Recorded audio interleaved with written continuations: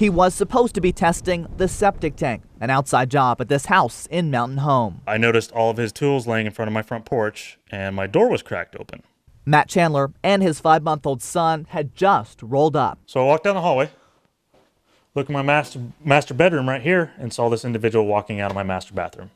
The sheriff's office says that man was Carl Henninger of Eagle. He's charged with burglary, although deputies found nothing was taken. This wasn't a random person that broke into my house. This wasn't somebody that just showed up and decided to walk in my house and look for something. This was a person who was a part of a company that we're supposed to trust to come out here and do the work. Chandler tells me he searched Idaho court records online and found Henninger has a rap sheet. Robbery in 2006, possessing a controlled substance 3 years later, and in 2010, violating probation twice. Felonies Henninger's employer was seemingly unaware of. When I called the owner of the company and said, hey, what is the deal? Or did you know this about your individual? He said, no. He says he told me that he had some minor drug possession issues, but that was it. I call Alternative Wastewater. Chandler says the state essentially requires this Meridian-based company to test his septic tank each year. I ask Alternative Wastewater's Ryan Spires if his workers have to pass background checks. I'm not going to offer any comment to the news station. Thank you, though. Can you tell me if you do regularly check your employees? Back in the newsroom, I posed the same question to a handful of local businesses who might send someone to clean your house, for example. Are your employees background checked before they go into homes?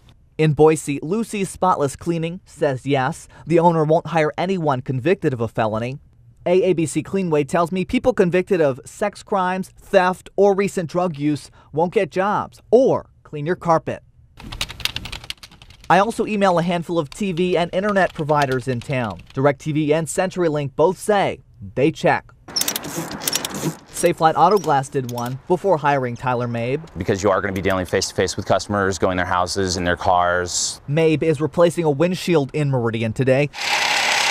He travels to customers and they know he's coming because Safelite sends a confirmation email like this one with his name and photo. It's so nice to see who is going to actually come versus some companies that you just get some random guy, person, you know, they don't call, they just kind of show up. For the most part, Idaho law is mum on background checks, leaving it up to private companies that dispatch workers to homes. Meantime, septic tank tester Carl Henninger is locked up at the Elmore County Jail, awaiting his preliminary hearing. What if it was my wife that come home? What if it was my wife and my son that walked in the door on this individual? Matt Chandler says companies ought to require background checks on people they're sending to his home so he doesn't have to lose sleep over the what ifs. Michael Locklear, KBOI News.